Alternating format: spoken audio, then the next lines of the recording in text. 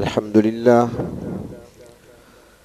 الحمد لله الذي أنزل على عبده الكتاب ولم يجعل له عوجا تبارك الذي جعل في السماء بروجا وجعل فيها سراجا وقمرا منيرا وأشهد أن لا إله إلا الله وحده لا شريك له وأشهد أن سيدنا ومولانا محمدًا عبده ورسوله أما بعد فأعوذ بالله من الشيطان الرجيم بسم الله الرحمن الرحيم يا أيها الذين آمنوا اجتنبوا كثيرا من الظن إن بعض الظن إثم ولا تجسسوا ولا يغتب بعضكم بعضا أيحب أحدكم أن يأكل لحم أخيه ميتا فكرهتموه واتقوا الله إن الله تواب رحيم صدق الله مولانا العظيم مولاي صل وسلم دائما أبدا على حبيبك خير الخلق كلهم. قابل احترام بزرگوں اور عزیز دوستو، سورۃ حجرات کی آیت نمبر 12 آپ کے سامنے تلاوت کی ہے. اس آیت مبارکہ میں اللہ تبارک و تعالی نے 3 گناہوں کا ذکر فرمایا ہے. 3 چیزوں سے، 3 باتوں سے روکا گیا ہے. پہلی چیز بدگمانی، دوسری چیز تجسس، کسی کے ٹوہ میں لگ جانا، کسی کے رازوں کو معلوم کرنا، کسی کے پوشیدہ عیبوں کو کھولنا، جاسوسی کرنا جسے کہا جاتا ہے. اور تیسری چیز جس سے روکا گیا، منع کیا گیا، جسے بطور جرم کے یہاں پر، بطور گناہ کے یہاں پر بتایا گیا، وہ ہے غیبت کرنا. بدگمانی اور تجسس پر گفتگو ہو چکی ہے 2 جمعہ خطبات میں. آج کی اس مجلس میں تیسرے جرم پر بات ہوگی جسے غیبت کہا جاتا ہے. کسی کے اندر کوئی عیب پایا جاتا ہے، کوئی برائی پائی جاتی ہے، کوئی خامی پائی جاتی ہے، چاہے وہ اخلاقی ہو، چاہے وہ جسمانی ہو، چاہے وہ معاملات سے متعلق ہو، اس کو لوگوں کے سامنے بیان کرنا اگر اس کے اندر وہ پائی جاتی ہے تب. نبی اکرم صلی اللہ علیہ وسلم کے سامنے صحابہ اکرام موجود تھے اور آپ صلی اللہ علیہ وسلم نے ان سے سوال فرمایا تھا کہ بتاؤ غیبت کیا ہے، اور پھر خود ارشاد فرمایا تھا کہ کسی کے اندر اگر کوئی خامی ہے، کوئی عیب ہے، اور وہ لوگوں کے سامنے بیان کرنا، اور اس طریقے سے کہ اگر وہ خود اس کو سن لے اور اس کا سن لینا اس کو ناگوار گزرے، کہ یعنی اس کو نہیں چاہیے تھا کہ میرے بارے میں ایسا کہتا، یہ بات اس کو اچھی نہ لگے، یہ اس کو ناگوار گزرے، تو فرمایا غیبت ہے. اور پھر صحابہ اکرام نے پوچھا تھا یا رسول اللہ صلی اللہ علیہ وسلم اگر وہ بات، وہ چیز اس کے اندر موجود ہو تو تب، یعنی ہم اس کے جو خامی بیان کر رہے ہیں، ہم اس کا جو راز کھول رہے ہیں، اگر وہ اس کے اندر بیماری پائی جاتی ہے یا جسمانی طور پر وہ عیب اس میں پایا جاتا ہے یا اخلاقی طور پر اس میں خرابی پائی جاتی ہے اور ہم اسے بیان کرتے ہیں اس کی غیر موجودگی میں، تو کیا یہ بھی غیبت ہے؟ فرمایا کہ ہاں، غیبت تو یہی ہے. اگر اس میں وہ عیب نہیں پایا جاتا، وہ خامی، وہ برائی نہیں پائی جاتی، اور پھر تم بیان کرتے ہو، پھر تو بہتان بھی ساتھ ہے، پھر تو صرف غیبت نہ رہی بلکہ بہتان بھی ساتھ ہوگا. تو یہ اتنا بڑا جرم ہے، اتنا بڑا گناہ ہے کہ اللہ تبارک و تعالیٰ نے اس سے بچنے کا حکم کلام مقدس میں دیا، لا یغتب بعضکم بعضا، تم میں سے کوئی کسی دوسرے کی غیبت نہ کرے، یعنی اس کی غیر موجودگی میں اس کے رازوں سے پردہ نہ اٹھائے، اس کی غیر موجودگی میں اس کی خامیاں دوسروں کے سامنے بیان نہ کرے، اس کی غیر موجودگی میں اس کی جسمانی ساخت سے متعلق ایسی بات نہ کرے کہ اگر وہ سن لے تو اس کو ناگوار گزرے اور اس کو پسند نہ آئے، اس کو اچھی نہ لگے۔ اور آج تو جس طرح ہماری ہر مجلس میں، ہر محفل میں چائے کا ہونا لازمی ہے، اگر کسی مجلس میں چائے نہ ہو تو مجلس ہمیں پھیکی لگتی ہے، تو اسی طرح آج ہر مجلس میں جب تک غیبت نہ ہو تو مجلس پھیکی لگتی ہے، ضروری سمجھا جاتا ہے ہر مجلس میں کسی نہ کسی پر۔ اور ہمارے ہاں صرف غیبت نہیں ہوتی بلکہ بہتان ساتھ ہوتا ہے، ایسی باتیں، ایسے الزامات لگائے جاتے ہیں، وہ کہتے ہیں نا کہ اس کے فرشتوں کو بھی خبر نہیں ہوتی، ایسی باتیں کر دی جاتی ہیں۔ اور پھر ہوگا کیا؟ روز قیامت حساب دینا پڑے گا۔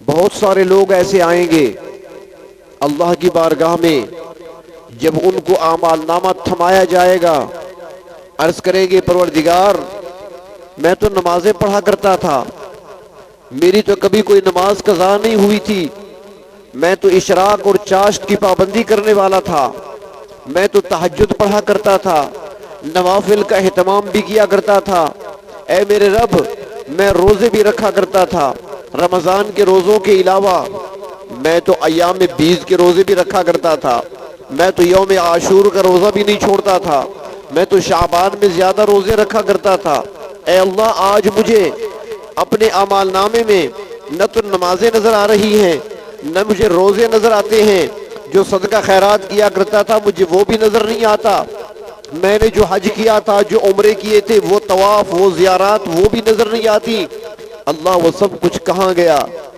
جواب ملے گا سب کچھ تیرے پاس تھا، لیکن لوگوں کی غیبت سے تو باز نہیں آتا تھا، لوگوں کی غیبت کرتا رہتا تھا، ان کی پیٹھ پیچھے ان کی برائیاں بیان کرتا تھا، تو آج بدلے میں تمہاری نیکیاں ان کو دے دی گئی، ان کے گناہ تمہارے کھاتے میں ڈال دیے گئے۔ معمولی جرم نہیں، آج اس کو معمولی سمجھا ہے ہم نے۔ میں نے پہلے عرض کیا تھا نا کہ اللہ تبارک و تعالیٰ کو بندے بڑے پیارے ہیں، اور یہ امت چونکہ نسبت رکھتی ہے اللہ کے محبوب کے ساتھ، تو اللہ کو یہ امت بہت پیاری ہے۔ اللہ تبارک و تعالیٰ اس امت کو ایک ایسی امت دیکھنا چاہتے ہیں، ایک ایسی امت ہو اور ان کا ایسا معاشرہ ہو کہ جس کے اندر لڑائی جھگڑا نہ ہو، جن کے آپس میں فساد نہ ہو، آپس میں اختلاف نہ ہو، ان کا معاشرہ پرامن معاشرہ ہو، پرسکون معاشرہ ہو۔ انہیں موت کے بعد جنت کی نعمتیں تو ملنی ہی ہیں، لیکن اللہ تبارک و تعالیٰ چاہتے ہیں کہ میرے محبوب کی امتی دنیا میں بھی ایسے رہیں کہ ان کے لیے جنت کا ماحول ہو۔ یہاں پر بھی جو معاشرہ پرسکون ہوگا، جہاں پہ اطمینان ہوگا، اطمینان قلب ہوگا ہر کسی کے پاس، اس کی جان مال آبرو دوسروں سے محفوظ ہوگی، اور آپس میں بھائیوں کی طرح ہی رہیں گے، خیرخواہی، ہمدردی اور محبت کے جذبے پائے جائیں گے، تو معاشرہ تو جنت کی نظیر ہوگا۔ اور اللہ تبارک و تعالیٰ نے ایک ایک بات بتائی ہے ہمیں کہ تم نے کیسے رہنا ہے، معاشرت تمہاری کیسی ہونی چاہیے۔ اللہ تبارک و تعالیٰ نے قرآن حکیم میں کھول کھول کر بیان کیا۔ سورۃ حجرات کو دیکھ لیں، کئی ہفتوں سے چل رہا ہے ہمارا عنوان یہ۔ اور دوسری بات یہ ہے کہ انسان اعمال تو کرتا ہے، یہ ہماری کمائی ہے۔ آخرت میں نوٹ نہیں چلیں گے، ڈالر، ریال، پاؤنڈ، دینار، درہم، روپے، یہ نہیں چلیں گے، یہ دنیا کی کرنسی ہے۔ آخرت کی کرنسی وہ یہ نیکیاں ہیں۔ فرمایا کما لو، جتنی کما سکتے ہو کما لو۔ تو اب جو شخص ہم دنیا میں دیکھتے ہیں کہ وہ کہیں کمائی کرنے جاتا ہے، چاہے وہ بازار میں بیٹھ کر دکان پہ بیٹھا ہو، چاہے وہ ملازمت کر رہا ہو، چاہے وہ شہر سے باہر ہو، چاہے ملک سے باہر ہو، جب کمانے کے لیے جاتا ہے تو جہاں وہ محنت مشقت کر کے کچھ حاصل کرتا ہے، کمائی حاصل کرتا ہے، وہاں اس کے ساتھ ہی اس کی حفاظت کا انتظام بھی کرتا ہے کہ جو میں نے کمایا ہے ضائع نہ ہو جائے۔ وہ ضائع ہونے سے بچانے کے لیے اپنی کمائی کی حفاظت بھی کیا کرتا ہے۔ تو اعمال نیکیاں ہیں، آخرت کی کرنسی نیکیاں ہیں، اور نیکیاں کمانے کا حکم دیا گیا، اور ایک مسلمان شب و روز محنت کرتا ہے، مشقت کرتا ہے۔ سردی کے موسم میں وضو کرنا، گرمی کے موسم میں دھوپ پہ چل کر مسجد کی طرف دوپہر کو جانا، ظہر کی نماز ادا کرنے کے لیے مشکل کام ہے، لیکن یہ آخرت کے لیے کچھ کمانا چاہتا ہے۔ اور پھر کتنے دکھ کی بات ہوگی کہ چند ٹکے کمانے والا دنیا کے، وہ تو کمائی کی حفاظت کا انتظام کرتا ہے، اور ہم اتنی مشقت اٹھانے کے باوجود بھی حفاظت کا انتظام نہ کریں۔ اور ان کی حفاظت کیا ہے؟ ان کی حفاظت، نیکیوں کی حفاظت، گناہوں سے بچنا، یہ اس کی حفاظت ہے۔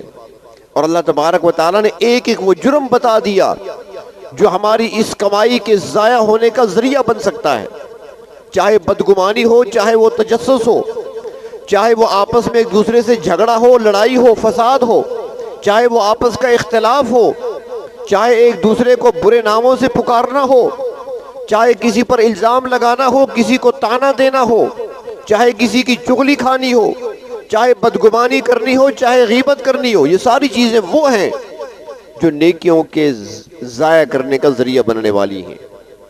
تو اللہ تعالیٰ نے جہاں حکم دیا اقیموا الصلاۃ وآتوا الزکاۃ، نیکیاں کرو، فاستبقوا الخیرات، محنت کرو، آگے نکلو، نیکیاں کمانے میں لگ جاؤ، اور ساتھ حفاظت کا ذریعہ بتا دیا کہ ان باتوں سے بچو ورنہ یہ کمائی تمہاری ضائع ہو جائے گی۔ بہت کچھ کما لو گے تم، لیکن تمہارے ہاتھ کچھ نہیں آئے گا اگر تم نے ساتھ احتیاط نہ کی تو۔ جیسے ایک شخص کاروبار کرتا ہے اور وہ روزانہ 20,000 کماتا ہے، روزانہ کا 20,000 وہ روزانہ اس کی آمدن ہے، کمائی ہے اس کی، لیکن جو اس کا خرچ ہے وہ روزانہ کا 30,000 ہے۔ آمدن 20,000 اور خرچ اس کا 30,000، زیادہ ہے نا؟ جتنا کما رہا ہے اس سے زیادہ خرچ کر رہا ہے۔ تو اب یہ مالدار تو تھا، 20,000 روزانہ کمانے والا مالدار ہی کہلا سکتا ہے، لیکن جب خرچ اس کا 30,000 ہے تو وہ 10,000 اضافی خرچ کر رہا ہے، تو یقیناً وہ کہیں سے قرض لے گا، کبھی کسی سے لیا، کبھی کسی سے لیا، کبھی کوئی چیز بیچی، پورا کرے گا۔ تو ایک دن آئے گا کہ اسے کوئی مالدار نہیں کہے گا، گو کہ وہ روزانہ 20,000 کما رہا ہے، کوئی اس کو مالدار نہیں کہے گا۔ اس کے مقابلے میں ایک ٹماٹر بیچنے والا، پھل فروٹ کی ریڑھی لگانے والا، وہ روزانہ کا 100 روپیہ کماتا ہے اور 100 روپے کو ضائع نہیں کرتا، سنبھال کر رکھتا ہے، تو ایک وقت آئے گا یہ 100 روپے کمانے والا مالدار کہلائے گا، 20,000 روزانہ کمانے والا مالدار نہیں کہلائے گا۔ تو اس طریقے سے اللہ تعالیٰ نے حفاظت کا ذریعہ بتا دیا کہ تم نیکیاں کماتے ہو، محنت کرتے ہو، مشقت کرتے ہو، لیکن ان چیزوں سے بچو ورنہ ایک دن آئے گا نمازیں بہت ہوں گی تمہارے پاس، روزے بہت ہوں گے، نیکیاں کافی ہوں گی تمہارے پاس، لیکن غیبت کی ہوگی، بدگمانی کی ہوگی، کسی کا مذاق اڑایا ہوگا، کسی پر طنز کیا ہوگا، کسی کو طعنہ دیا ہوگا، تو فرمایا کہ تمہاری نیکیاں اٹھا اٹھا کر دے دی جائیں گی اور خالی ہاتھ رہ جاؤ گے، تمہارے پاس کچھ باقی نہیں بچے گا۔ تو اس دن کے آنے سے پہلے پہلے اللہ رب العزت نے بتا دیا۔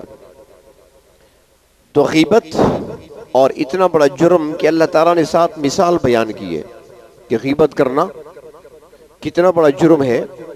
فرمایا کہ یہ ایسا ہے، اَيُحِبُّ أَحَدُكُمْ أَن يَأْكُلَ لَحْمَ أَخِيهِ مَيْتًا، گوشت ہوتا ہے نا، گوشت، کچا گوشت کوئی نہیں کھاتا، نہ کوئی کھا سکتا ہے، کچے گوشت سے دور رہتے ہیں سارے، ہاں پک جائے تو پھر تو اور بات ہے، اور پھر کچا ہونے کے علاوہ اگر وہ گوشت کسی مردہ جانور کا ہو، کون کھائے گا؟ کوئی بھی نہیں کھائے گا۔ مردہ جانور کا گوشت کوئی پسند نہیں کرے گا، طبیعت خراب ہوگی اگر سامنے آ جائے تو۔ اور پھر وہ گوشت اگر انسانی ہو تو پھر انسانی گوشت کھانے والا تو درندہ بن جاتا ہے، انسانی گوشت ہو تو اس سے کتنی کراہت محسوس ہوگی۔ اور پھر وہ گوشت اگر اپنے سگے مردہ بھائی کا ہو تو پھر اللہ فرماتی ہے غیبت کرنا ایسے ہے جیسے اپنے سگے بھائی مردہ بھائی کا گوشت تم کھا رہے ہو۔ اور فرمایا کہ اس کو کوئی پسند نہیں کرے گا، فَكَرِهْتُمُوهُ، اسے پسند نہیں کرو گے تمہیں کراہت محسوس ہوگی، کون کر سکتا ہے ایسا؟ تو فرمایا کہ جب کسی کی غیبت کرنے لگو تو یہ سوچ لیا کرو میں کیا عمل کر رہا ہوں۔ اور اللہ کے محبوب صلی اللہ علیہ وسلم نے اس جرم کو واضح کرنے کے لیے فرمایا کہ الغیبت اشد من الزنا، فرمایا کہ یہ زنا سے بھی بڑا گناہ ہے، وہ جرم ہے اور اس کی سزا کیا ہے؟ دنیاوی سزا، اس کو سنسار کیا جاتا ہے، رجم کیا جاتا ہے، پتھر مار مار کر اس کو ہلاک کیا جاتا ہے، دنیاوی سزا ہے، آخرت میں تو الگ ہوگی۔ لیکن فرمایا کہ غیبت کرنا اس سے بھی بڑا جرم ہے، اس سے بھی بڑا گناہ ہے۔ ہاں لیکن فرماتی ہیں کہ ایک فرق اور بھی ہے کہ باقی گناہ تو انسان توبہ کر لے گا، اللہ کے سامنے آنسو بہا لے گا۔ پروردگار عالم خود فرماتی ہیں کہ توبو الی اللہ توبۃ نصوحا، توبہ کر لو، پکی سچی توبہ کر لو، اللہ تعالیٰ تواب الرحیم، توبہ قبول کرنے والے، مہربان ہیں، شفیق ہیں، معاف کر دیں گے۔ لیکن غیبت وہ گناہ ہے، وہ جرم ہے کہ رب تعالیٰ بھی معاف نہیں فرمائیں گے جب تک جس کی غیبت کی گئی ہے وہ معاف نہ کرے۔ جب وہ معاف کرے گا تب معاف ہوگا، اور جب تک جس کی غیبت کی گئی ہے وہ معاف نہیں کرے گا یہ گناہ معاف نہیں ہوگا۔ رب تعالیٰ بھی فرمائیں گے اس کے ساتھ حساب کر لو، میرا حق تھوڑا ہے، میرے ذمہ تو تمہارا تھا، نمازوں میں کوتاہی تھی میں نے معاف کر دیا، روزوں میں کمی تھی میں نے معاف کر دی ہے، غیبت تم نے میری تو نہیں کی، اس کی ہے، اس سے معاف کراؤ۔ اتنا بڑا جرم دنیا میں معاف کرانا آسان ہے۔ یہاں پر ایک بات اور بھی عرض کروں، اسلام نے آسانیاں بھی رکھی ہیں ہمارے لیے، یہ نہیں کہ بالکل راستہ ہی نہیں ہے۔ وہ ایک لطیفہ سا ہے کہ کوئی کہیں پر خطاب ہو رہا تھا کسی عالم کا، تو وہ بیان کر رہے تھے کہ قیامت کے دن ایک پل ہوگی اور اس پل کو پار کر کے ہی جنت پہنچا جا سکے گا۔ اور انہوں نے کہا کہ وہ پل کیا ہوگی؟ اس نے کہا کہ تلوار سے زیادہ تیز ہے اور بال سے زیادہ باریک ہے۔ تو ایک بندہ بیٹھا ہوا تو سادہ سا وہ کھڑا ہو گیا، اس نے کہا مولوی صاحب کیوں اتنی لمبی چوڑی تمہید باندھتے ہو؟ بس یوں کہو کہ جنت کی طرف راستہ ہی نہیں ہے، راستہ ہے ہی نہیں، بس بال سے باریک ہے اور تلوار سے تیز ہے، کون چل سکتا ہے اس پر؟ تو اسلام ایسا نہیں ہے، اسلام نے راستے دیے ہیں، سہولتیں دی ہیں، حکم بھی یہ دیا گیا آسانیاں پیدا کرو، مشکلات پیدا نہ کرو۔ اللہ تعالیٰ نے بھی آسانیاں پیدا فرمائی ہیں۔ آپ نے غیبت کر لی، یہ دوسرے کا حق ہے، آپ نے دوسرے کے حق کو پامال کیا، دوسرے کے حق آپ نے ضائع کیا، اس کے ساتھ تو ہمدردی اور محبت کا جذبہ ہونا چاہیے تھا، آپ اس کے خلاف بولنے لگے، اس کے راز کھولنے لگے، لوگوں پر اس کے عیب کو ظاہر کرنے لگے، غیبت ہو گئی، اس کا حق ضائع ہوا۔ اب اس کی صورت تو ایک ہی ہے کہ معاف کرا لیا جائے، جب تک وہ معاف نہیں کرے گا معاف نہیں ہوگا۔ لیکن یہاں پر حضرت مولانا مفتی محمد تقی عثمانی صاحب دامت برکاتہ وہ ایک جگہ فرماتے ہیں کہ یہاں بھی اسلام نے ہمارے لیے آسانی رکھی ہے کہ کہیں مسلمان پریشان نہ ہو جائے، اللہ کیا ہوگا، میں تو معاف کرانا چاہتا ہوں لیکن کیسے معاف کراؤں، شرم آتی ہے، کیسے جاؤں گا، میں نے تو اپنے خطیب صاحب کی غیبت کی ہے، اپنے امام صاحب کی غیبت کی ہے، میں نے تو اپنے استاد کی غیبت کی ہے، کیسے معاف کراؤں؟ تو وہ فرماتے ہیں کہ ایک صورت اور بھی ہے کہ آپ نے جس کی غیبت کی ہے وہ بات اگر اس تک ابھی پہنچی نہیں ہے، اس کو پتہ نہیں چلا، بات کر لی آپ نے لوگوں میں، اس تک آپ کی بات نہیں پہنچی، اس نے نہیں سنی، فرمایا جب بات اس تک پہنچی نہیں ہے ابھی تو اللہ سے معافی مانگ لو، معافی مل جائے گی۔ یہ راستہ دکھا دیا ہمیں کہ یہ راستہ آسان بھی ہے، اگر بات اس تک پہنچ چکی ہے پھر تو جا کر معافی مانگنی پڑے گی، اور اگر بات وہاں تک ابھی نہیں پہنچی فرمایا اللہ سے معافی مانگ لو۔ لیکن میں نے پہلے بھی عرض کیا تھا نا کہ معافی صحیح معنی میں ڈرائیوروں والی معافی نہیں۔ ڈرائیوروں کو دیکھا ہے معافی مانگتے ہوئے، جو ہی اسٹیئرنگ پہ بیٹھتے ہیں نا ایسے کرتی ہیں، پھر ہاتھ ایسے کر، بس ختم، زبان سے کچھ نہیں کہیں گے، دونوں کانوں کو ہاتھ لگایا، ہاتھ جوڑ دیے، اور پھر اس کے بعد سیدھا بٹن پہ ہاتھ لگا دیا، گانے سٹارٹ کر دیے۔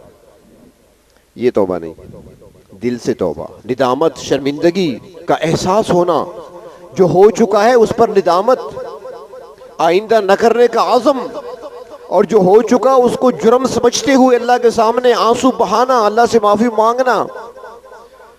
اگر صرف ایسے زبان سے توبہ توبہ کرتے رہے تو کچھ نہیں بنے گا جب تک دل سے نہیں پڑھا جائے گا۔ یہ استغفار جو پڑھتے ہیں نا تو اس میں بھی توجہ دھیان سے پڑھا کریں۔ اس لیے تو ہم اپنے ساتھیوں کو جو اسباق دیتی ہیں ان سے کہا کرتی ہیں کہ ایک سبق میں ایک تسبیح تو کم از کم آپ تنہائی میں بیٹھ کر پڑھیں، باقی سارا دن پڑھتے رہیں۔ ایک تسبیح تنہائی میں بیٹھ کر آنکھیں بند کر کے پوری توجہ دھیان سے بیٹھیں، زبان سے پڑھیں، استغفر اللہ تعالی ربی من کل ذنب واتوب الیہ، یا استغفر اللہ العظیم الذی لا الہ الا هو الحی القیوم واتوب الیہ، کوئی بھی پڑھیں، زبان سے یہ پڑھیں اور تصور میں اپنی زندگی کی فلم چلا دیں، کہاں کہاں میں کیا کیا غلطیاں کرتا رہا، پروردگار عالم کی نعمتیں کھاتا رہا، اور ان کی نعمتیں کھا کر میں کتنی نافرمانی کرتا رہا۔ ایک ایک گناہ پر سوچتے رہیں، دل میں ندامت ہو، آنکھوں سے شرمندگی کے آنسو ہوں، اور زبان پر استغفار ہو۔ کم از کم ایک تسبیح اس انداز سے پڑھ لیا کریں تو اس سے زیادہ فائدہ ہوگا، حضور قلب بھی نصیب ہوگا۔ پہلے بیان ہو چکا ہے، شاید آپ کو یاد ہو، مراقبے کے عنوان سے بات ہوئی تھی، اسی انداز سے بیٹھ کر استغفار پڑھا کریں۔ تو میں عرض یہ کر رہا تھا، غیبت بڑے جرائم میں سے اللہ تبارک و تعالیٰ فرماتے ہیں کہ اس کی مثال دیتے ہوئے فرماتے ہیں کہ کیا تم میں سے کوئی یہ پسند کرے گا کہ اپنے مردہ بھائی کا گوشت کھائے؟ فرمایا کوئی نہیں پسند کرے گا۔ فَكَرِهْتُمُوهُ، یقیناً تم اسے اچھا نہیں سمجھو گے، کراہت محسوس کرو گے۔ تو فرمایا کہ کسی کی غیبت کرنا اپنے بھائی، مردہ بھائی کا گوشت کھانا ہے۔ بعض صورتیں ایسی بھی ہوتی ہیں کہ جس میں گنجائش بھی ہے، مثلاً کسی کا نقصان ہو رہا ہے تو وہاں پر آپ بتا سکتے ہیں، یہ بھی سمجھیں، ایسے نہ کہیں کہ منع کیا گیا غیبت سے، میں نے غیبت نہیں کرنی۔ کچھ صورتیں اور بھی ہوتی ہیں، مثال کے طور پر کسی لڑکی کا کہیں رشتہ ہو رہا ہے، اور جس لڑکے سے رشتہ ہو رہا ہے وہ لڑکا آپ کا تعلق والا ہے، دوست ہے، آپ کے ساتھ اس کی اٹھک بیٹھک ہے، آپ اسے جانتے ہیں۔ اب لڑکی والے آپ سے مشورہ لینے آتے ہیں کہ لڑکی کے بارے میں بتاؤ ہمیں کیسا ہے۔ اب یہاں پر یہ غیبت نہیں ہوگی، اب یہ پوچھنے والے کے ساتھ خیر خواہی اور ہمدردی ہوگی جو آپ کریں گے۔ جو اس کے اندر واقعی کوئی عیب پایا جاتا ہے تو اب اس کو بتانا پڑے گا۔ المستشار و مؤتمن، اب حکم دوسرا ہے، بدل گیا، اب آپ سے مشورہ لیا جا رہا ہے، اب امانت سمجھ کر اس کو مشورہ دینا ہے، آپ امین بنیں گے۔ اب صحیح سے ہی مشورہ دیں گے اسے، یہ نہیں کہیں گے میں غیبت نہیں کرتا، گو کہ وہ شرابی ہے لیکن میں نہیں بتاتا غیبت ہوگی، وہ نماز نہیں پڑھتا لیکن میں بتاتا نہیں وہ غیبت ہوگی۔ نہیں، اب بتانا پڑے گا، وہ شراب پیتا ہے، وہ نشہ کرتا ہے، یا وہ چوری کے الزام میں پکڑا گیا تھا تو بتانا ہوگا، نماز اگر نہیں پڑھتا تو بتانا ہوگا، کیونکہ پوچھا گیا ہے۔ تو اب یہ غیبت میں نہیں آئے گا، یعنی وہ غیبت نہیں جس پہ آپ کو گناہ ملے۔ اب آپ نے ہمدردی کرنی ہے، خیر خواہی کرنی ہے، صحیح مشورہ دینا ہے۔ اور اس طرح اگر کسی سے نقصان پہنچنے کا اندیشہ ہو تو وہاں بھی بتانا ضروری ہوتا ہے۔ حدیث شریف میں آتا ہے، نبی اکرم صلی اللہ علیہ وسلم گھر میں تشریف فرما تھے، دروازے پہ آواز ہوئی، کوئی آ گیا، آپ نے آواز کو پہچان لیا۔ آواز پہچاننے کے بعد آپ نے ام المومنین حضرت عائشہ صدیقہ رضی اللہ تعالی عنہا سے فرمایا کہ جو شخص آیا ہے نا، یہ اپنے قبیلے کا بدترین شخص ہے، اپنے قبیلے کا سب سے برا شخص ہے جو اس وقت آیا ہے۔ اس کے بعد آپ نے اجازت دے دی اندر آنے کی، وہ آ گیا۔ ام المومنین رضی اللہ عنہا پردے کے پیچھے چلی گئی، کمرے میں چلی گئی، وہ آیا تو آپ صلی اللہ علیہ وسلم نے اس کے ساتھ باتیں فرمائیں، اس کے بعد وہ چلا گیا۔ جب وہ چلا گیا ام المومنین باہر آئیں، عرض کیا کہ آپ نے اس کے آنے پر فرمایا تھا کہ یہ شخص اپنے قبیلے کا برا آدمی ہے، لیکن آپ نے تو بڑے اچھے میٹھے انداز سے گفتگو فرمائی اس کے ساتھ۔ تو آپ صلی اللہ علیہ وسلم مسکرائے اور فرمایا کہ کیا خیال ہے میں اپنے اخلاق چھوڑ دوں گا؟ میں نے اس کا کہا تھا کہ برا ہے، میں نے یہ تو نہیں کہا تھا کہ میں اپنے اخلاق بھی ویسے رکھوں گا۔ میں نے تو اخلاق کا دامن نہیں چھوڑنا، میں نے تو اپنے انداز سے بات کرنی ہے، میرے اندر تو برائی نہیں ہے، برائی تو اس کے اندر ہے۔ تو اب یہاں پر آپ صلی اللہ علیہ وسلم کا بتانا کہ وہ شخص برا شخص ہے اپنے قبیلے کا، یہ غیبت کے طور پہ نہیں ہے، یہ آئندہ آنے والے وقتوں میں خبردار کیا جا رہا ہے کہ کہیں ایسا نہ ہو ام المومنین کو کہیں دھوکہ نہ دے دے، وہ یہ نہ سمجھے کہ یہ تو اللہ کے رسول کے پاس بھی آیا کرتا تھا، اچھا آدمی ہوگا، دھوکے میں آ جائیں گی۔ اس طرح کسی اور صحابی کو دھوکہ نہ دے دے، وہ یہ سمجھے گا اللہ کے نبی کی خدمت میں آیا کرتا تھا تو اچھا آدمی ہے، اس لیے آپ نے بتا دیا کہ اس سے بچ کر رہنا ہے۔ تو جہاں اس قسم کے خطرات ہوں تو وہاں بچنا یہ ضروری ہوتا ہے، ان سے احتیاط ضروری ہوتی ہے۔ تو اللہ تبارک و تعالیٰ فرماتے ہیں کہ تم غیبت سے بچو، ایک دوسرے کی غیبت نہ کرو، اور آگے پھر ساتھ فرمایا کہ واتقوا اللہ، اور اللہ سے ڈرو۔ تقویٰ تو اصل بنیاد ہے، اصل چیز ہے۔ اللہ تعالیٰ اپنے بندوں کو متقی دیکھنا چاہتے ہیں، اللہ تعالیٰ چاہتے ہیں کہ میرے سارے بندے تقویٰ کے زیور سے آراستہ ہوں، متقی بن جائیں سارے کے سارے، اس لیے کہ ان للمتقین مفازا، کامیابی متقیوں کے لیے ہے، اس لیے کہ جنت جو اللہ نے تیار کی ہے، جو باغات تیار کیے ہیں، تو کن کے لیے؟ فرمایا اعدت للمتقین، وہ تیار کیے گئے ہیں متقیوں کے لیے۔ تو اللہ تبارک و تعالیٰ چاہتے ہیں کہ سارے متقی بن جائیں جو میں نے نعمتیں تیار کر رکھی ہیں، تاکہ ان کو حاصل ہو جائیں، تاکہ ان نعمتوں کو حاصل کر سکیں۔ لیکن آج ہمارے اندر اس چیز کی بڑی کمی ہے، خوف جو ہونا چاہیے تھا وہ نہیں ہے ہمارے دل میں۔ کبھی ایسا وقت تھا کہ بچوں کے دلوں میں بھی خوف ہوا کرتا تھا۔ وہ ایک واقعہ آتا ہے کہیں پر کہ ایک مرتبہ حضرت بہلول جا رہے تھے، راستے میں دیکھا کچھ بچے ایک جگہ میدان میں کھیل رہے ہیں، مگر ایک بچہ سارے بچوں سے الگ تھلگ بیٹھا ہوا کسی گہری سوچ میں ہے۔ انہوں نے دیکھا، بڑے حیران ہوئے کہ سارے ہم عمر ہیں، باقی بچے کھیل رہے ہیں، یہ بچہ الگ بیٹھا ہے۔ تو اس کے قریب آ گئے معلوم کرنے کے لیے کہ وہ کیوں نہیں کھیل رہا، اسے کون سی ایسی پریشانی ہے یا کون سا ایسا عذر ہے جس کی وجہ سے آج بچوں سے الگ تھلگ ہو کر سوچ میں بیٹھا ہے۔ اس کے قریب آئے تو اگر پوچھا، بیٹا تیرے ہم عمر سارے بچے کھیل رہے ہیں اور تم ایک کنارے پر بیٹھے ہو، گہری سوچ میں ہو، کیا سوچ رہے ہو؟ تم کھیلتے کیوں نہیں ہو؟ کیا تمہیں شوق نہیں ہے کھیلنے کا؟ اس نے نظر اٹھا کر دیکھا، وہ بچہ کہنے لگا کہ اللہ تبارک و تعالیٰ نے ہمیں بے فائدہ تو پیدا نہیں کیا، اللہ تعالیٰ نے ہمیں کھیل کے لیے تو پیدا نہیں کیا۔ اللہ تعالیٰ خود کلام مقدس میں فرماتی ہیں، افحسبتم انما خلقناکم عبثا، کیا تم نے گمان کر لیا کہ تمہیں ایسے بیکار پیدا کیا گیا؟ اللہ تعالیٰ نے بیکار پیدا نہیں کیا، ہمیں بے فائدہ پیدا نہیں کیا، کھیل تماشے کے لیے ہمیں پیدا نہیں کیا۔ حضرت بہلول نے سنا تو حیران رہ گئے کہ بچے کی یہ سوچ، بچہ بھی اتنا جانتا ہے کہ ہم کسی مقصد کے لیے دنیا میں آئے ہیں، ہم کھیل کود کے لیے نہیں آئے۔ چنانچہ وہ کہنے لگے، بیٹا مجھے کوئی نصیحت کر دیجئے، عمر میں تو مجھ سے چھوٹے ہو لیکن سوچ تیری مجھ سے زیادہ ہے، کچھ نصیحت کر دیجئے۔ بچے نے نظر اٹھائی، دیکھا ان کی طرف، کہنے لگا، حضرت آپ بڑے ہیں، میں آپ کو نصیحت کیا کروں؟ بات اتنی سی ہے کہ سفر بڑا آگے لمبا ہے، بڑا لمبا سفر درپیش ہے، سب نے سفر کرنا ہے، اور اگر ساتھ اپنے کچھ لے کر نہ گئے تو پھر واپس آنے کی اجازت نہیں ملے گی۔ یہاں تو یہ ہوتا ہے نا، گھر میں کوئی چیز بھول آئے، آدھا سفر کر لیے، یاد آئے، او میں تو شناختی کارڈ گھر بھول آیا ہوں، چلو واپس چلو، اٹھا لیں گے، فلاں چیز گھر رہ گئی، پیسے میرے گھر رہ گئے، بٹوا گھر رہ گیا، واپس چلے جاتے ہیں۔ فرمایا وہ ایسا سفر ہے جس سے واپسی نہیں ہوگی۔ اگر نیکیاں ہم نے نہ کمائی، تیاری ہم نے نہ کی، آخرت کے لیے ذخیرہ نہ بنایا، تو پھر واپس آنے کی اجازت نہیں ملے گی۔ آؤ جا کر نمازیں پڑھ لو، پھر بعد میں آ جانا، اب جا کر روزے رکھ لو، اب جا کر نیکیاں کما لو، نہیں، پھر موقع نہیں ملے گا۔ حضرت بہلول کہتی ہیں بیٹا مجھے ایک بات تو یہ بتاؤ کہ اس عمر میں تمہیں یہ خیال کیسے آیا؟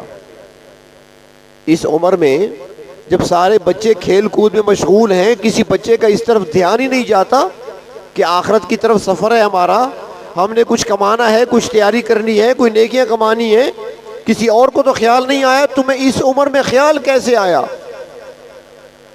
تو بچہ کہنے لگا اللہ کا ڈر اور خوف، اللہ کا ڈر اور خوف جب سے میرے دل میں آیا ہے مجھ سے کھیل کود چھوٹ گیا ہے۔ تو وہ کہنے لگے کہ یہ بتاؤ کہ یہ خوف ڈر آیا کیسے تاکہ میں بھی اپنے اندر وہ چیز پیدا کروں۔ تو بچہ کہنے لگا کہ میں نے اپنی والدہ کو ایک دن دیکھا جب وہ تندور گرم کر رہی تھی، روٹیاں پکانے کے لیے تندور میں آگ جلا رہی تھی، میری والدہ نے بڑی بڑی موٹی موٹی لکڑیاں تندور میں ڈالی، لیکن لکڑیوں نے آگ نہ پکڑی، بڑی لکڑیاں تھیں، موٹی لکڑیاں تھیں، انہوں نے آگ جب نہ پکڑی تو میری والدہ نے چھوٹی چھوٹی لکڑیاں اٹھائیں، تنکے اٹھائے، وہ ڈالے تندور میں، پہلے ان کو آگ لگائی، جب وہ تنکوں کو آگ لگی، چھوٹے لکڑیوں کے ٹکڑوں کو آگ لگی، تو پھر بعد میں بڑی لکڑیوں نے آگ پکڑ لی اور تندور گرم ہوا۔ میں اس دن سے ڈر گیا ہوں کہ روز قیامت جہنم میں ڈالے تو گنہگار جائیں گے۔ میری والدہ نے جس طرح آگ کو بھڑکانے کے لیے تنکے اور چھوٹی لکڑیاں ڈالی ہیں، کہیں ایسا نہ ہو کہ وہاں بھی جہنم کی آگ کو بھڑکانے کے لیے ہم چھوٹوں کو نہ ڈال دیا جائے۔ اسی دن سے میں ڈر گیا ہوں اور میں نے آخرت کی تیاری کا سوچ لیا ہے اور میں نے کھیل کود کو چھوڑ دیا ہے۔ کبھی بچوں کی بھی یہ سوچ ہوا کرتی تھی، آج ہم بڑوں کی یہ سوچ نہیں ہے۔ آج ہم بھول چکے ہیں کہ ہم نے کہیں جانا بھی ہے، ہم نے کہیں سفر بھی کرنا ہے، ہم نے آگے اللہ کے حضور حاضری بھی دینی ہے، اپنے اعمال کا حساب بھی دینا ہے، بھول چکے ہیں۔ اور زندگی تو گزرتی چلی جا رہی ہے۔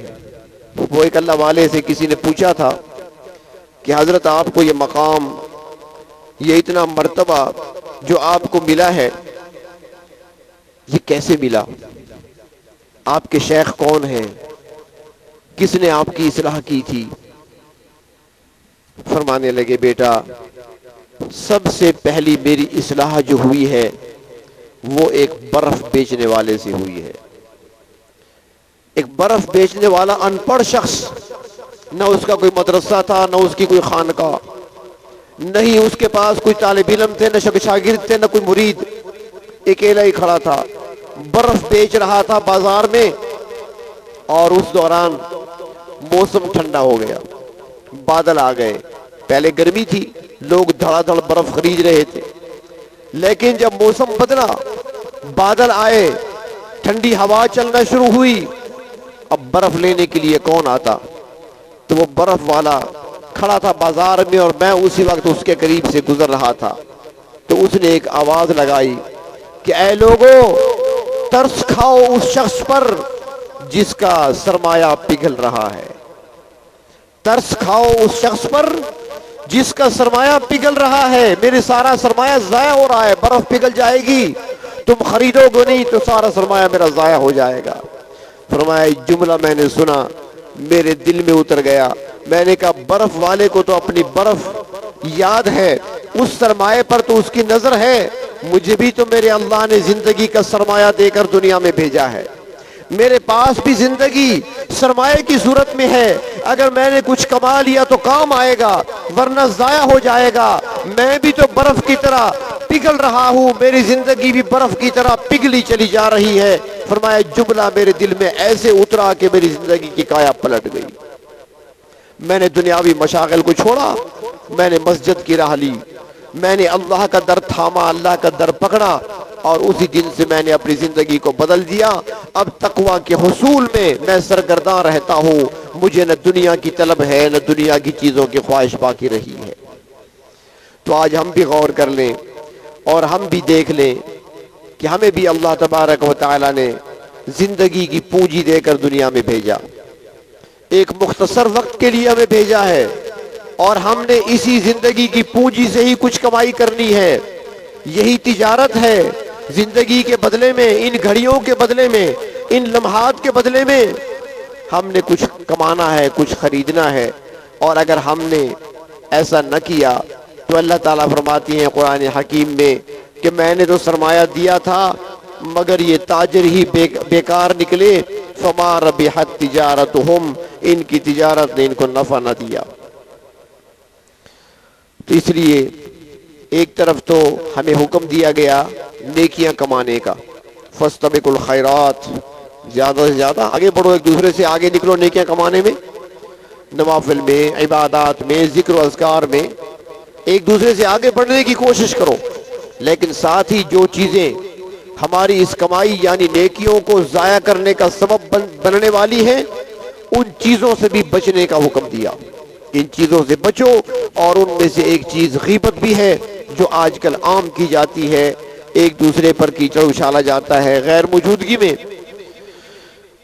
ایسے ایسے الزامات لگائے جاتی ہیں جو غیبت سے بھی بڑھ کر ہیں، تہمتیں لگائی جاتی ہیں جو غیبت سے بڑھ کر ہیں۔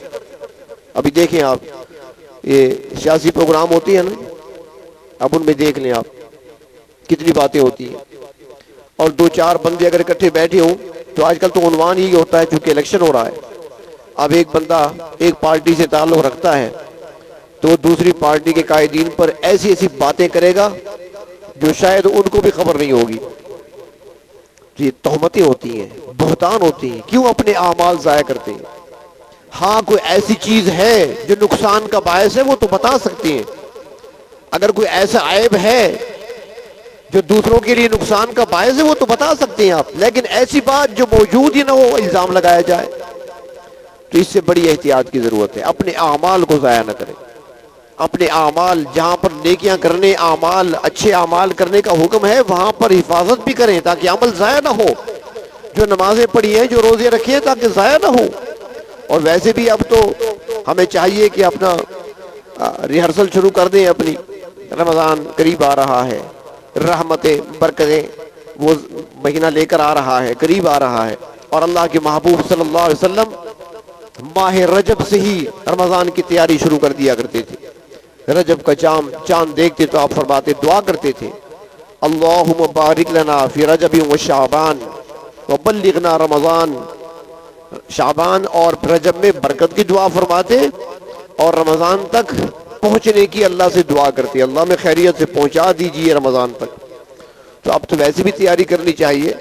تو ان بیماریوں سے اپنے آپ کو بچانا ہے، وہ بدگمانی ہو، وہ الزام تراشی ہو، وہ کسی پر تہمت ہو، یا کسی کو طعنہ دینا ہو، یا کسی کے بارے میں تجسس کرنا ہو، اس کی ٹوہ میں لگنا ہو، یا کسی کی غیبت کرنا ہو، ان چیزوں سے بچنا ہے اگر یہ جرم ہم سے ہوتے رہے۔